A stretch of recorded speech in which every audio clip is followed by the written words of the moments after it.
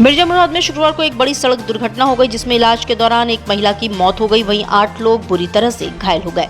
सूचना पर पहुंची पुलिस ने सभी घायलों को मंडलीय अस्पताल में इलाज के लिए भेजा। बिहार के समस्तीपुर जनपद स्थित विभिन्न स्थानों से दर्जनों श्रद्धालु से भरी एक पिकअप जीप पर सवार हो दर्शनार्थी माघ मेला स्नान के लिए संगम के लिए जा रहे थे। इसी बीच शुक्रवार की तड़के मिर्जा मुराद क्षेत्र के भिखारीपुर के समीप श्रद्धालुओं से भरी पिकअप जीप पहले से हाईवे पर खड़ी एक कंटेनर ट्रक से भिड़ गई। चितईपुर थाना क्षेत्र के भिखारीपुर तिराहे के समीप शराब के नशे में तेज गति से चल रही ऑटो पलट गई, जिससे घटनास्थल पर ही ऑटो चालक की मौत हो गई। उसके साथ ऑटो में सवार एक युवक को भी कुछ चोटें आई हैं। युवक नशे में धुत था। पुलिस ने उसे घायल अवस्था में अस्पताल भिजवाया। मृतक के 2 बच्चे हैं। मृतक ऑटो चलाकर पिछले 15 सालों से अपना परिवार का खर्च चलाता था। गुदौलिया से दशाश्वमेध घाट तक शुक्रवार को नगर निगम ने जबरदस्त तरीके से अतिक्रमण विरोधी अभियान चलाया। नगर निगम की टीम ने जबरदस्त तरीके से अतिक्रमण कर रहे दुकानदारों का सामान सड़क पर से हटवाया। नगर निगम की टीम ने गुदौलिया से दशाश्वमेध घाट तक कई अतिक्रमित लोगों के सामान हटवाए। इसके साथ ही कई दुकानदारों को चेतावनी भी दी। उन्होंने अतिक्रमण कर रहे दुकानदारों को अतिक्रमण करने पर उनके विरुद्ध मुकदमा दर्ज कराने की बात भी कही। ये जो यहाँ पे पर्यटक आते हैं और चलने फिरने में आवागमन में उनको दिक्कत होती है, उसी के विरुद्ध अतिक्रमण के विरुद्ध अभियान था। हाँ, लोग हैं, उनका रोजगार है, उसके कारण वो रोजगार और लालच में अपना जगह जगह खड़े हो जाते हैं, सामान बेचते हैं, लेकिन हम लोग नियमित रूप से हटाते रहते हैं और तमाम तरह के जुर्माने की कार्रवाई भी होती है।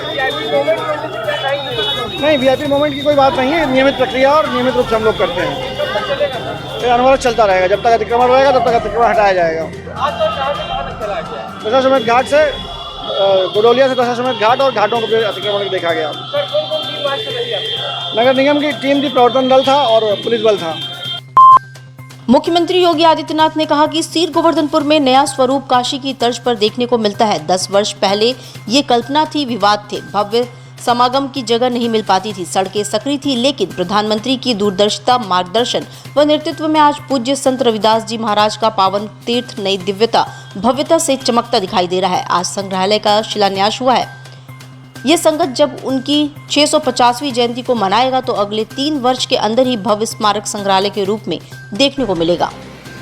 जगह नहीं मिल पाती थी, सड़कें संकरी थी, लेकिन हम सब आभारी हैं आदरणीय प्रधानमंत्री जी के, जिनकी दूरदर्शिता, जिनका मार्गदर्शन और जिनके नेतृत्व में आज सद्गुरु पूज्य संत रविदास जी महाराज का पावन तीर्थ एक बार नई भव्यता के साथ, नई दिव्यता के साथ चमकता हुआ दिखाई दे रहा है और सचमुच इसके लिए आप सबको हृदय से बधाई।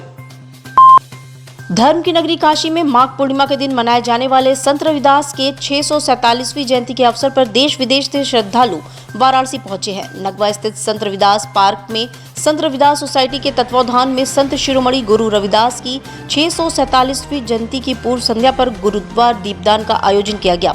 संत रविदास की जयंती की पूर्व संध्या पर श्रद्धालुओं ने दीपदान कर दीपमाला महोत्सव मनाया।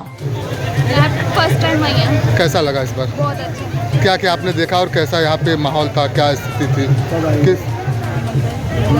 रविदास मंदिर देखा मैंने, रविदास घाट देखा, बहुत अच्छा लगा। कहाँ घूमने गए?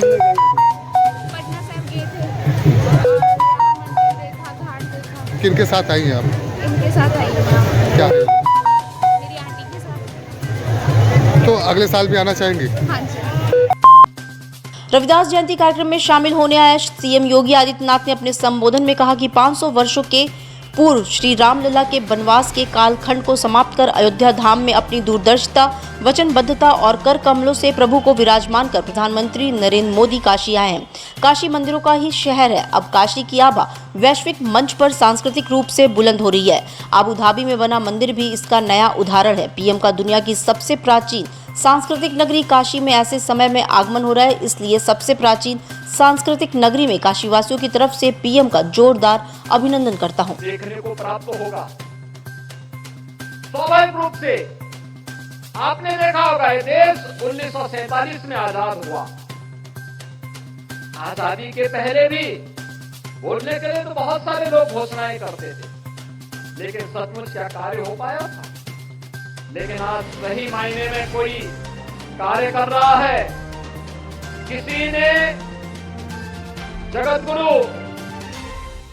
रामानंद जी की शिक्षाओं का, सद्गुरु रविदास जी महाराज की शिक्षाओं का अनुसरण करके व्यवहारिक धरातल पर उतारने का कार्य किया है, वह नाम है देश के आज के यशस्वी प्रधानमंत्री श्री आदरणीय श्री नरेंद्र मोदी जी का। जगत गुरु रामानंद जी ने यही तो बात कही थी कि जाति पाति पूछे नहीं कोई, हरि को भजे सो हरि का होई। और यह आज हम सबको देखने को मिल रहा है। समाज में सबका साथ और सबके विकास का यह मंत्र पूरे देश के अंदर। प्रधानमंत्री नरेंद्र मोदी गुरुवार को अपने वाराणसी दौरे पर करखियां स्थित जनसभा स्थल पहुंचे, जहां उन्होंने बनास अमूल डेयरी का उद्घाटन किया। प्रधानमंत्री ने अपने भाषण की शुरुआत भोजपुरी में करते हुए कहा, काशी की धरती पर आज एक बार फिर आवे का मौका मिलल है। जब तक बनारस नहीं आई तब तक हमार मन नहीं मानेला।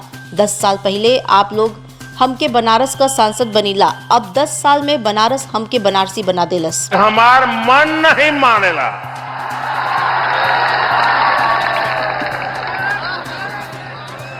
10 साल पहले आप लोग हमके बनारस का सांसद बनैला, अब 10 साल में बनारस हमके बनारसी बना देले।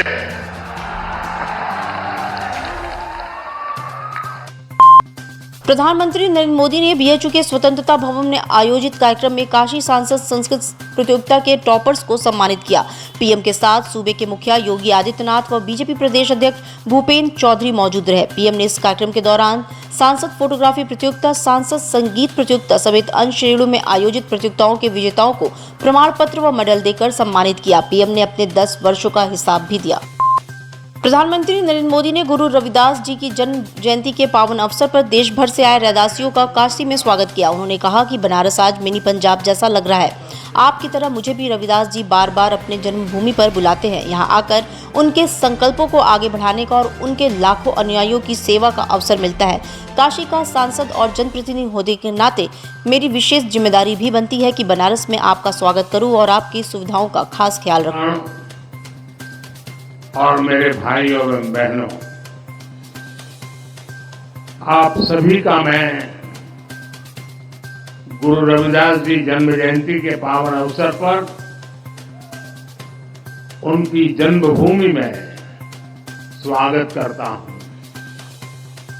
आप सब रविदास जी की जयंती के पर्व पर इतनी दूर से यहां आते हैं। खासकर मेरे पंजाब से इतने भाई बहन आते हैं कि बनारस खुद भी मिनी पंजाब जैसा लगने लगता है। ये सब संत रविदास जी की कृपा से ही संभव होता है। मुझे भी रविदास जी बार बार अपनी जन्मभूमि पर बुलाते हैं। मुझे उनके संकल्पों को आगे बढ़ाने का मौका मिलता है। उनके लाखों अनुयायियों की सेवा का अवसर मिलता है। गुरु के जन्म तीर्थ पर उनके सब अनुयायियों की सेवा करना मेरे लिए किसी सौभाग्य से कम नहीं है। और भाइयों बहनों, यहाँ के सांसद होने के नाते, काशी का जनप्रतिनिधि होने के नाते मेरी विशेष जिम्मेदारी भी बनती है। मैं बनारस में आप सबका स्वागत भी करूं और आप सबकी सुविधाओं का खास ख्याल भी रखूं, ये मेरा दायित्व भी है। मुझे खुशी है कि आज इस पावन दिन मुझे अपने इन दायित्वों को पूरा करने का अवसर मिला है। प्रधानमंत्री नरेंद्र मोदी ने काशी की धरती से इंडी गठबंधन को सीधे निशाने पर लिया। बनास काशी संकुल के उद्घाटन समारोह और पूर्वांचल के 13,000 करोड़ से अधिक की परियोजनाओं का लोकार्पण एवं शिलान्यास करने के उपरांत पीएम मोदी ने विपक्ष पर जमकर निशाना साधा।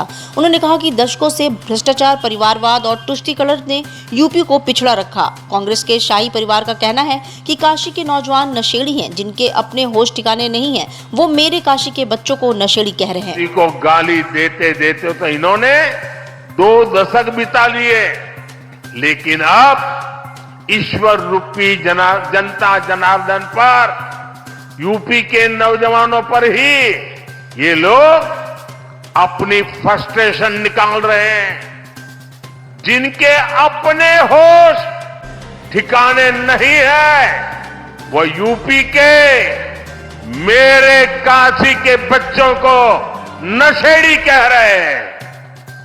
अरे गौर परिवारवादियों, काशी का, यूपी का नौजवान तो विकसित यूपी बनाने में जुटा है। अपना समृद्ध भविष्य लिखने के लिए परिश्रम की पराकाष्ठा कर रहा है।